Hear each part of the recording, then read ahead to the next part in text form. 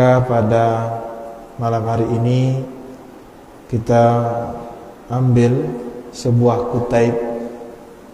kitab kecil tapi besar manfaatnya dan banyak faedahnya untuk kalangan orang-orang awam maupun para talibul ilmi.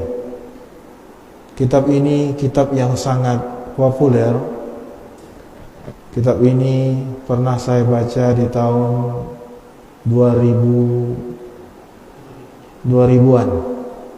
Berarti sekarang 2023. Hampir 22 tahun.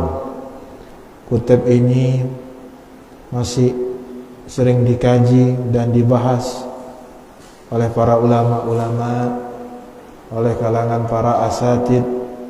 Karena kitab ini walaupun kecil bermanfaat dan menguatkan kita, akidah kita dari Al-Quran dan Sunnah Nabi Sallallahu Alaihi Wasallam. Kitab ini karya Syekh Muhammad Ibn Jamil Az-Zainu.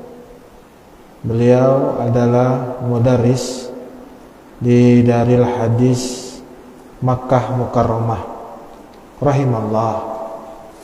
Beliau telah berpulang ke rahmat Allah Subhanahu wa ta'ala. Kitab ini beliau berikan judul Khud Aqidatak, ambillah akidahmu.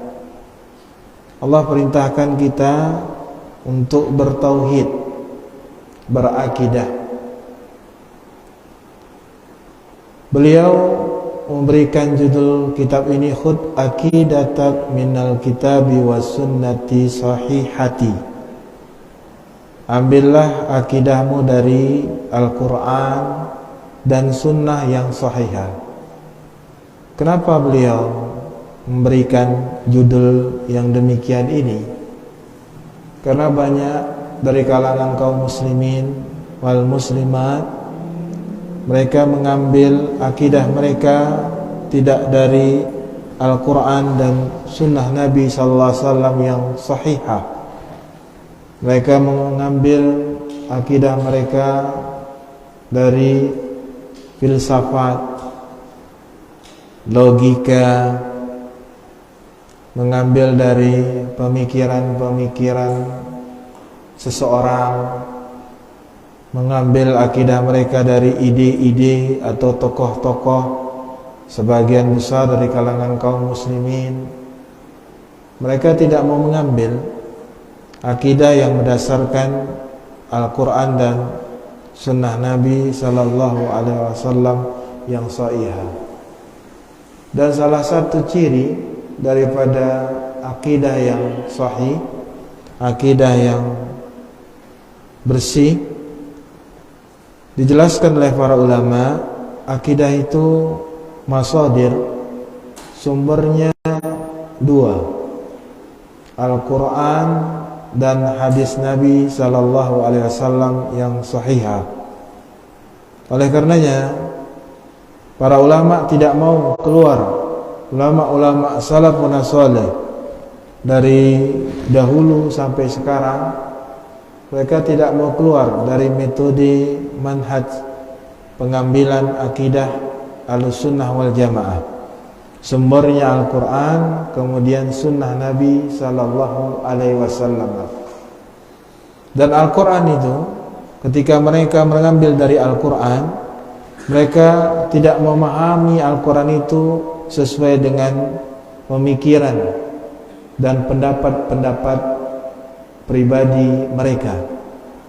Mereka mengambilnya, pemahaman Al-Quran itu mereka ambil dari fahmi salaf, pemahaman ulama-ulama salafun salih rahimahullah. Salaf adalah sahabat Nabi sallallahu alaihi wasallam, tabi'un, utaut tabi'un, dan orang-orang yang mengikuti mereka. Jadi mereka ketika berjumpa dengan Al-Quran, mereka melihat penafsiran salaf, bagaimana para salafun salih menafsirkan Al-Quran tersebut.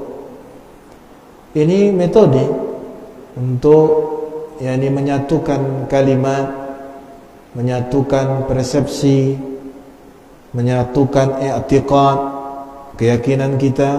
Sebab kalau Al-Quran itu saya tafsirkan menurut pemikiran saya, antum tafsirkan menurut pemikiran antum tafsirkan bagaimana sesuai dengan berbeda-beda kepala, berbeda pula pemahamannya, maka tidak akan menyatukan. Tapi kalau kita sepakat ayat ini sebagaimana penafsiran para salafun saleh, sahabat Nabi, Ibnu Abbas, Abdullah bin Mas'ud dan sahabat-sahabat lainnya, tafsir Misbah, tafsir Ibnu Abbas, tafsir Abdullah bin Mas'ud, maka kita setuju kembali kepada mereka tadi, sehingga mengurangi khilaf. Dan mereka lah yang paling paham dengan Al-Quran dan paling paham dengan sunnah Nabi Sallallahu Alaihi Wasallam. Maka masadir yang kedua, ikhwani fiddin rahimani wa rahimakumullah, memahami akidah itu dengan sumber hukum hadis. Maka hadis itu, ikhwani fiddin rahimani wa rahimakumullah, hadisnya tidak boleh dhaif. Akidah Ahlussunnah tidak boleh diambil dari hadis-hadis dhaif, apalagi maudhu, hadis-hadis palsu. Ahlussunnah wal Jamaah itu mengambil i'tiqad dan keyakinan mereka itu dari hadis-hadis yang sahih, yang jelas, mangkul, sabit dari Nabi sallallahu alaihi wasallam, dan bagaimana tatbik dan praktek pemahaman para saleh. Sehingga itulah yang dirumuskan oleh ulama-ulama dahulu, sehingga mereka punya kitab Sunan Ibnu Khallal, Usulus Sunnah, Syarhus Sunnah Imam Al-Barbahari, Syarhus Sunnah li Humaidi. Muncul yang demikian tadi itu bukan dengan pemikiran dan i'tiqad mereka. Mereka berbeda masa, berbeda zaman, tapi i'tiqad mereka sama. Keyakinan mereka tentang sesuatu dalam masalah agama sama. Apa yang diyakini oleh Imam Ahmad sama dengan diyakini oleh Imam Abu Hanifah. Padahal Imam Ahmad tidak pernah berjumpa dengan Imam Abu Hanifah. Dan apa yang diyakini oleh ulama-ulama terdahulu, para penasala itu juga diyakini oleh ulama-ulama yang mengikuti mereka di zaman ini. Sehingga tidak terjadi perbedaan. Kenapa? Karena sumber mereka satu, Al-Quran dan hadis yang sahihah bifahmi salaf. Sehingga mereka tidak keluar dari yang demikian tadi. Sehingga mereka benar-benar merumuskan akidah yang bersumber dari Al-Quran dan sunnah Nabi Sallallahu Alaihi Wasallam. Kemudian beliau